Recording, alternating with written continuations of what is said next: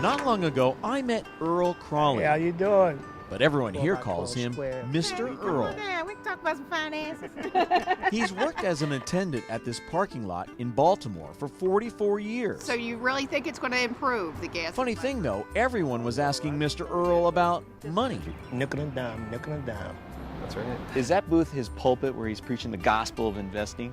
Sure is. He makes my day every time I see him. Oh, come on now, seriously, investing? How you like that gold now?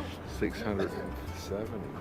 Earl told me he's never made more than $12 an hour, never earned more than $20,000 a year. How you doing? So how could he know something about corporate profits? Spider's gonna get you. I had to pry. So Earl, what's your net worth?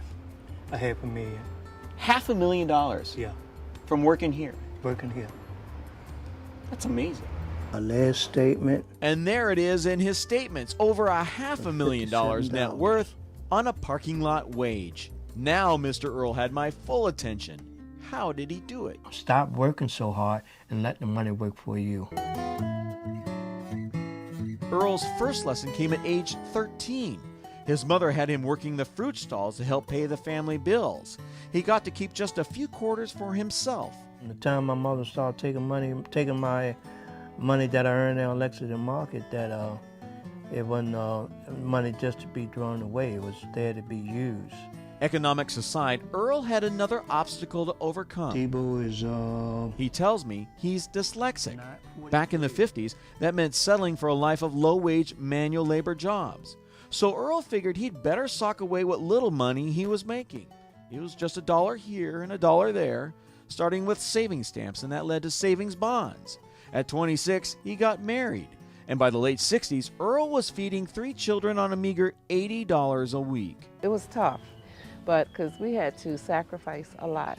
And the budget only got tighter when Earl and Beverly opted to send their kids to Catholic school instead of public school, which was free. Earl took extra jobs to pay the tuition, and you better believe he made every penny count. Elementary school, I would ask for lunch money, and he would give me $1, and lunch was 85 cents, and he would reply before I walked out the door, "I want my change." As the years rolled by, Earl kept saving what seemed like meaningless amounts. He started investing $25 each month into a mutual fund and did that consistently for 15 years. By the late 70s, his net worth was $25,000. Later, as the children got older, he decided to play the stock market. And he bought 1 share, and, well, the rest is history. He bought stock in blue chips like IBM and Coca-Cola that paid dividends and... Instead of taking the dividends and parking it, let it set or let it reinvest itself and to increase my shares. And the more shares I had, the more dividend I had. Eventually, the more money I have down the road. So where did this so-called slow learner learn so much about mutual funds and blue chips and dividend reinvestment plans? We're going to split this year. It all comes back to that parking lot. And this is my favorite part of Earl's story. You see, his lot is smack dab in the middle of a financial district where he picked the brains of brokers and bankers and lawyers for their financial advice. What's going on? You got any advice for me today in the markets? No, I'm just trying to find out something from you. Oh, all right. Talk to everybody and listen to advice that everybody give me and take it from there. Earl, why don't we take a look at what you've got in the portfolio now and see. Earl had trouble reading, so instead, he listened.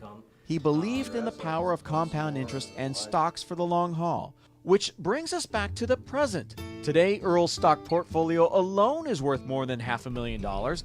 And yes, his house is paid for. And no, he doesn't carry any credit card debt. He's somebody to emulate not only as an investor, but as an individual and how to live your life and make the best of what the Lord gave you. Now, Earl is paying it forward. Here comes Brenda. He's gifting shares from his portfolio to people like Brenda Thomas, who never dreamed they could have enough money to invest. And that was Coca-Cola. Because you told me to reinvest my dividends, I now have 77 shares. I'm excited about it.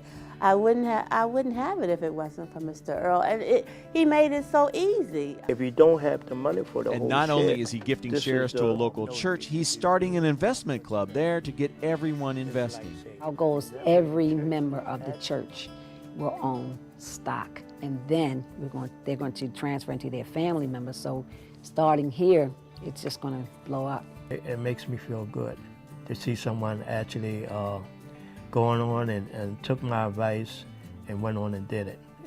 That's really a good feeling. So from his little green shack, Earl is helping others and preaching the gospel of investments. And at the end of my day with Mr. Earl, he told me his good fortune happened not in spite of, but because of his disability. I always used to say that I must have been the dumbest thing in school or the dumbest thing couldn't learn, but God gave me the gift to